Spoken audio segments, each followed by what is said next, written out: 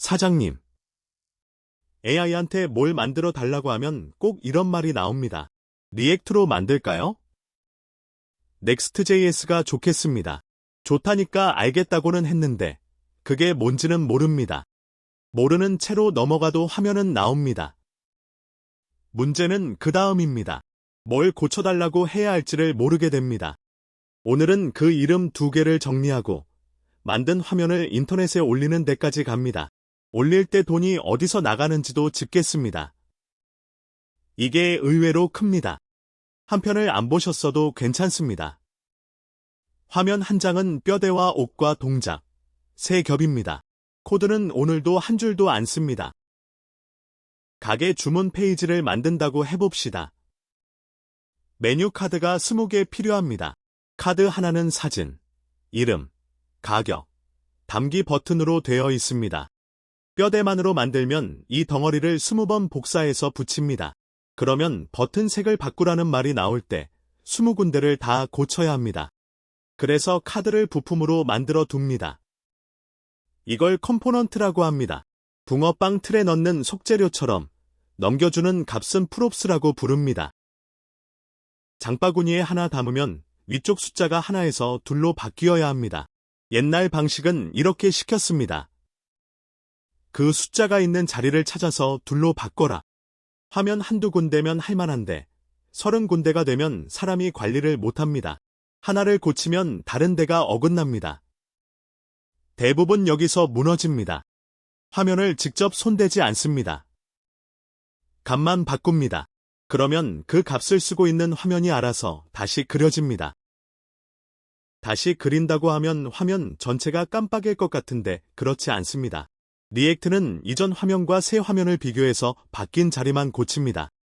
비교를 하려면 어느 줄이 어느 줄인지 알아볼 수 있어야 합니다. 그래서 반복해서 찍어낸 카드마다 이름표를 붙입니다. 이걸 키라고 부릅니다. 그런데 AI가 짜준 걸 보면 이 이름표를 그냥 순번으로 달아둔 경우가 많습니다. 첫째 줄, 둘째 줄, 셋째 줄 이런 식입니다. 목록 중간을 하나 지우면 번호가 밀리면서 다른 줄을 그 줄로 착각합니다. 장바구니에서 둘째 줄을 지웠는데 셋째 줄 수량이 이상해집니다. 목록에 지우기나 순서 바꾸기가 있으면 이건 거의 반드시 나옵니다. 목록 키를 순번 말고 고유 아이디로 해줘. 무슨 뜻인지 사장님이 아실 필요는 없습니다. AI는 정확히 알아듣습니다.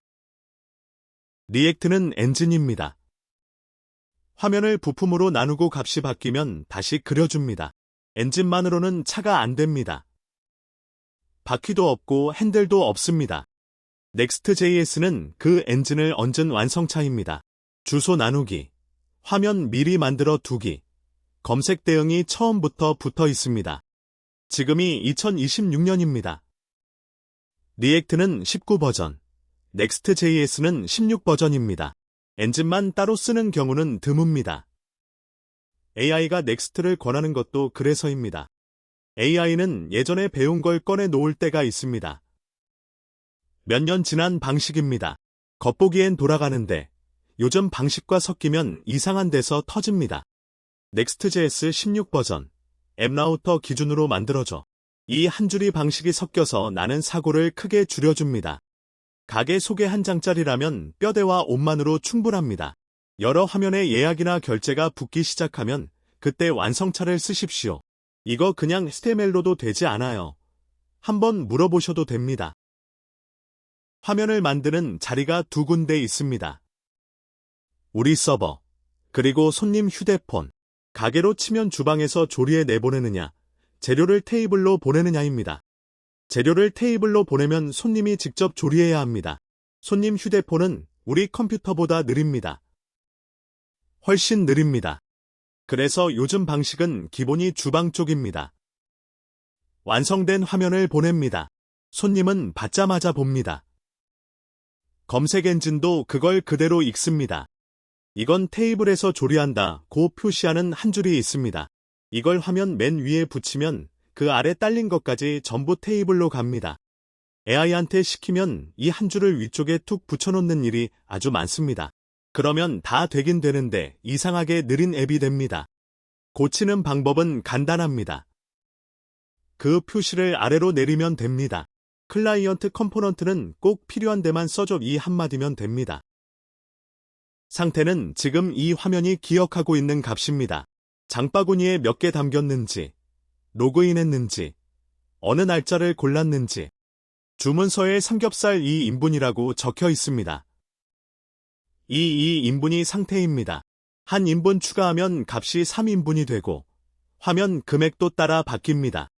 값을 화면 맨 위에 몰아두면 값 하나 바뀔 때마다 아래가 전부 다시 그려집니다. 계산기 숫자 하나 눌렀는데 가게 조명이 통째로 껐다 켜지는 셈입니다. 상태를 실제로 쓰는 컴포넌트로 내려줄 수 있어요. 이렇게 물어보십시오. 반대로 화면이 아예 안 바뀔 때는 이렇게 물어보십시오. 이거 상태로 관리되고 있나요? 10중 8구 값은 바뀌었는데 화면이 그 값을 안 보고 있는 겁니다. 우리는 좋은 컴퓨터와 빠른 인터넷으로 만듭니다. 손님은 지하철에서, 신호 안 좋은 데서 엽니다. 구글은 이 속도를 실험실이 아니라 진짜 방문자한테서 재고 있습니다. 세 가지를 봅니다. 숫자로 말씀드리겠습니다. 첫째는 제일 큰 그림이나 글자가 뜨는 시간입니다. 2.5초 안에 떠야 합니다. 대부분 사진 때문에 늦습니다. 휴대폰 사진을 안 줄이고 그대로 올려서 그렇습니다. 둘째는 손님이 눌렀을 때 화면이 반응하는 시간입니다. 200m초 아니어야 합니다. 5분의 1초입니다. 아까 말씀드린 대로 손님 휴대폰에 일을 많이 시키면 여기서 느려집니다. 셋째가 사장님들이 제일 답답해하시는 겁니다. 화면이 밀리는 겁니다. 글을 읽으려는데 위에서 사진이 뒤늦게 뜨면서 아래로 확 밀립니다. 누르려던 버튼이 밀려서 엉뚱한 걸 누릅니다. 손님은 그냥 나갑니다. 이건 고치기 쉽습니다. 사진 자리를 미리 잡아두면 됩니다. 이미지 크기를 미리 지정해서 화면이 안 밀리게 해줘. 검색 순위에도 영향을 줍니다. 여기까지 만든 건 전부 내 컴퓨터 안에만 있습니다. 남에게 보여주려면 인터넷에 올려야 합니다. 이걸 배포라고 합니다. 순서가 셋입니다. 첫째가 빌드입니다. 사람이 쓴 코드를 기계가 읽기 좋게 압축하고 파일을 하나로 합치는 과정입니다. 그런데 만들 때 보던 화면과 압축한 결과가 똑같지 않습니다. 올리기 전에 빌드 돌려서 에러 없는지 확인해줘. 이 말을 꼭 하십시오. 둘째가 올리기입니다. 이건 요즘 정말 쉬워졌습니다. 버세 같은 서비스에 한번 연결해두면 저장할 때마다 알아서 올라갑니다. 작은 사이트는 무료라는 말 많이 들으셨을 겁니다. 반은 맞고 반은 틀립니다. 무료 요금제는 비상업용입니다. 개인 연습용이라는 뜻입니다. 가게 예약을 받거나 물건을 파시면 그건 상업용입니다.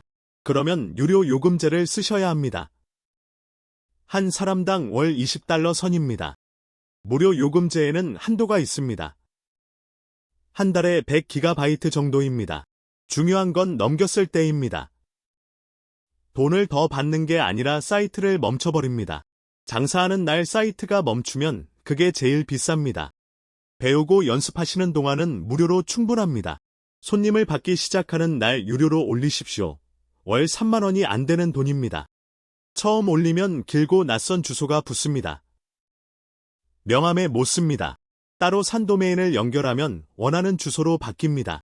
도메인 값은 한 해에 10,000원대에서 3만 원 사이입니다. 첫 해만 싸게 해주는 곳이 많습니다. 갱신할 때 값이 올라갑니다. 업체 명의로 사두면 나중에 업체를 바꿀 때 주소를 못 가져옵니다. 주소는 가게 간판입니다. 간판을 남의 이름으로 달지 마십시오. 한편에서 화면 쪽에 넣은 건 누구나 볼 수 있다고 말씀드렸습니다. 결제 열쇠나 관리자 비밀번호를 화면 쪽에 두면 그대로 노출됩니다. 비밀 값을 넣어두는 자리가 따로 있는데 이름 앞에 붙이는 표시가 하나 있습니다. 그 표시가 붙은 값은 브라우저까지 그대로 나갑니다. 안 붙으면 서버에만 남습니다. 외우실 필요는 없습니다. 이렇게 물어보십시오. 브라우저로 나가는 값에 비밀키가 섞이지 않았는지 확인해줘. 결제나 문자 발송을 붙이실 때는 이 확인을 꼭 하십시오. 올렸다고 끝이 아닙니다. 사장님 휴대폰으로 직접 들어가 보십시오. 내 컴퓨터에서 되던 게 안 되는 경우가 생각보다 많습니다. 그리고 손님은 다양합니다. 눈이 어두운 분도 오십니다. 글자와 배경의 밝기 차이를 4.5대 1 이상으로 두라는 기준이 있습니다. 연회색 바탕에 흰 글씨는 밝은 데서 아예 안 보입니다. 누르는 자리도 최소 크기 기준이 있습니다. 손이 떨려도 눌려야 하니까요. 글자 대비와 버튼 크기를 접근성 기준에 맞춰줘. 이름을 알면 문장이 정확해집니다. 6문장으로 정리해드리겠습니다. 하나, Next.js 16 버전. 앱 라우터 기준으로 만들어줘. 2. 목록 키를 순번 말고 고유 아이디로 해줘. 3. 클라이언트 컴포넌트는 꼭 필요한 데만 써줘. 4. 이미지 크기를 미리 지정해서 화면이 안 밀리게 해줘. 5. 올리기 전에 빌드 돌려서 에러 없는지 확인해줘. 6. 브라우저로 나가는 값에 비밀키가 섞이지 않았는지 확인해줘. 이 6줄을 처음부터 붙이시면 나중에 고칠 일이 크게 줍니다. AI는 시키지 않은 건 잘 안 합니다. 그런데 시키면 대부분 합니다. 화면은 부품으로 나누고 값이 바뀌면 화면이 따라 바뀝니다. 그리고 올려야 남이 봅니다. 그래도 이제 AI가 만든 걸 보고 이렇게 물어보실 수 있습니다. 이거 왜 이렇게 느려요? 이거 무료 요금제로 장사해도 돼요? 다음 3편에서는 주방으로 들어갑니다. 백엔드입니다. 예약이 어디에 저장되고 손님 정보를 어떻게 지키는지 보겠습니다. 제이커브 부트 캠프였습니다. 구독과 좋아요 눌러주시면 감사하겠습니다.